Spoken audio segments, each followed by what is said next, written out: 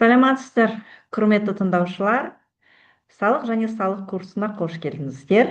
Біз жалғастырамыз. Лекцияның тақырыбы көлік құралдарына салынатын салық. Осы лекцияда біз осы салықтың экономикалық мәнін, элементтерін және есептеу мен төлеу тәртібін қарастырып өтеміз. Атап айту керек, біз меншікке салынатын салықтардың блогын бастадық. Осы көлік құралдарына салынатын салық негізгі салықтың түрі болып жатады осы блоктың. Бұл салықтың ерекшелігі тіркелген көлік құралдарының иелерінің оларды иелену және көлік инфрақұрылымын пайдалану құқығы үшін алынатын жергілікті салық болып есептелінеді. Бұл салықтың ерекшеліктері бұл тікелей салық, көлік сипатталарына байланысты салық болып есептелінеді және жергілікті бюджетке төленетін салық болып есептелінеді. Сонымен негізгі рөлі оның атқаратын функциялары арқылы көрінеді. Бұл фискалды реттеу және экологиялық функцияларын атқарады. Яғни бұл салық арқылы аз қуатты көліктерді сатып алуды ынталандырылады және қоршаған ортаға зиян келтіретін ауыр көліктерді пайдалану азаяды. Сонымен салық төлеушілер болып жеке тұлғалар, заңды тұлғалар, жеке кәсіпкерлер болып табылады. Негізгі шарт тіркелген көлік құралының болуы.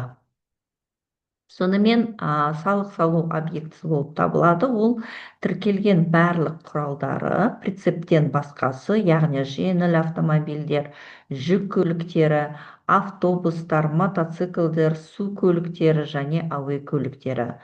Салық әр көлік құралы бойынша жеке есептелінеді.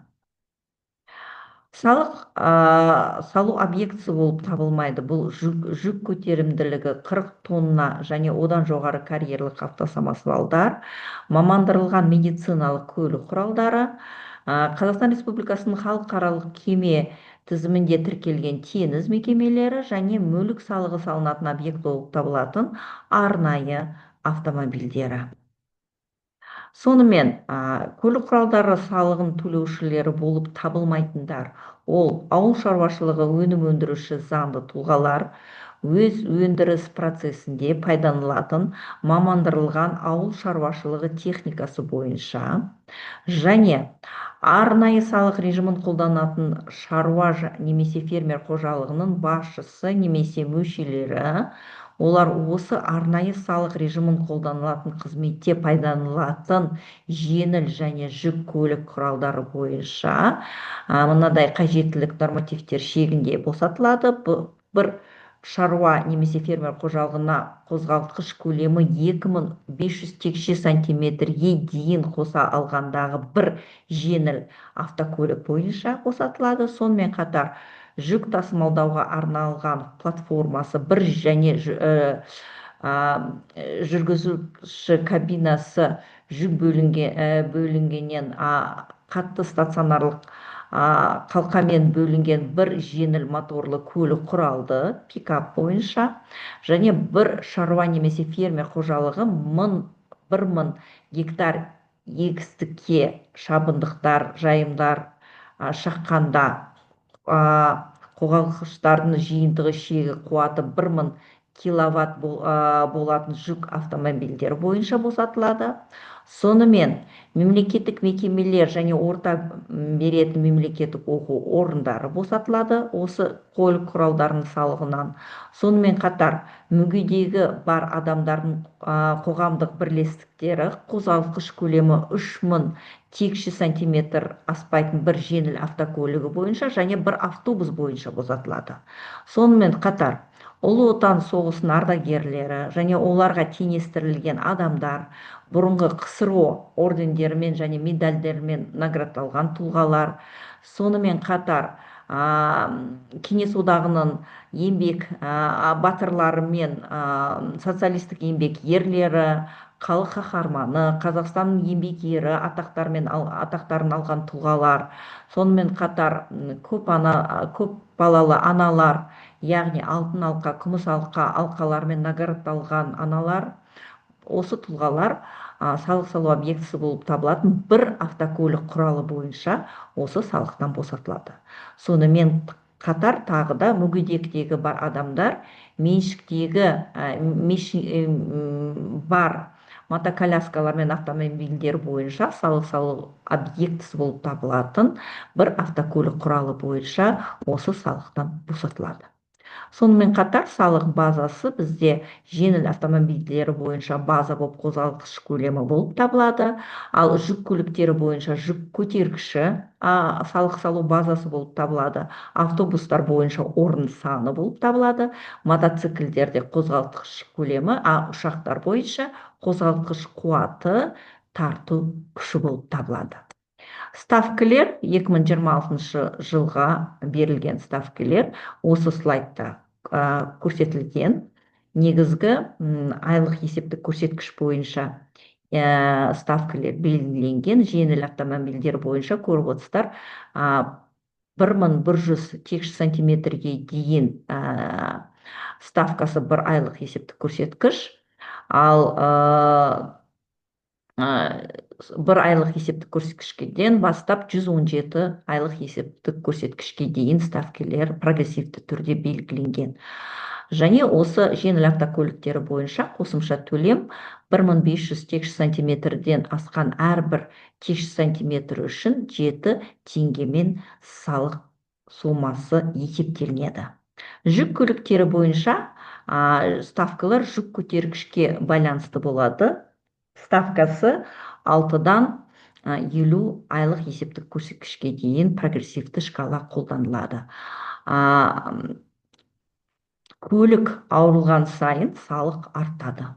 Сонымен қатар автобустардың ставкасы 9-дан 20 айлық есептік көрсеткішке дейін прогрессивті шкалада қолданылады. Мотоциклдерде прогрессивті шкала.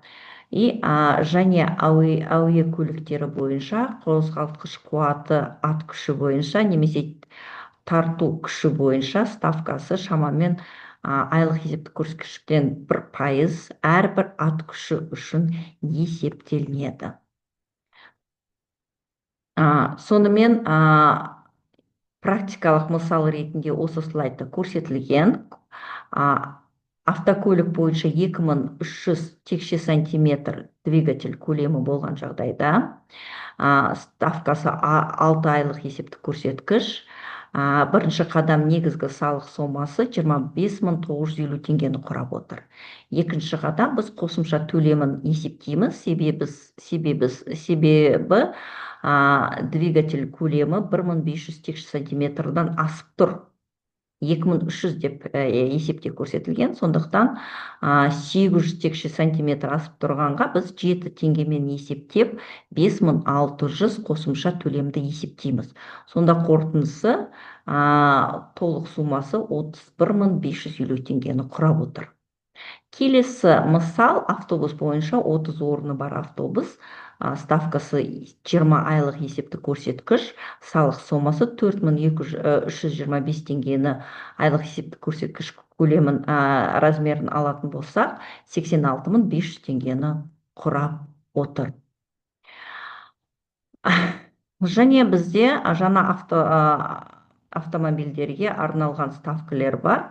Олар Қазақстанда өндірілген немесе 31 декабрьдің 2013 жылдың кейін әкелінген автомобильдер бойынша жоғары ставкалар қолданылады. Сонымен төлеу мерзімі жеке тұлғалар жылдың 1 сәуірге дейін төлеуге тиіс, ал заңды тұлғалар 1 шілдеге дейін төлеу міндетті. Егер көлік 1 шілдеден кейін сатып алынса, онда 10 күн ішінде төлеу керек. Және осы салық сомасын КГД сайтынан немесе ЕГО сайтынан немесе банк қосымшалары бойынша тексеруге болады. Ал төлеу тәртібі онлайн банк арқылы немесе банк кассалар арқылы, яғни екінші деңгейлі банктер кассалар арқылы немесе Қазпошта арқылы төленуге керек. Сонымен салық мөлшерлемесі ол байланысты қозғалтқыш қуатына байланысты болып отыр, көлік құнына байланысты болып отыр және экологиялық әсеріне. Қазақстанның көлік салығы бұл тек төлем емес, ол адамдардың қандай көлік таңдайтынына әсер ететін экономикалық құрал болып табылады.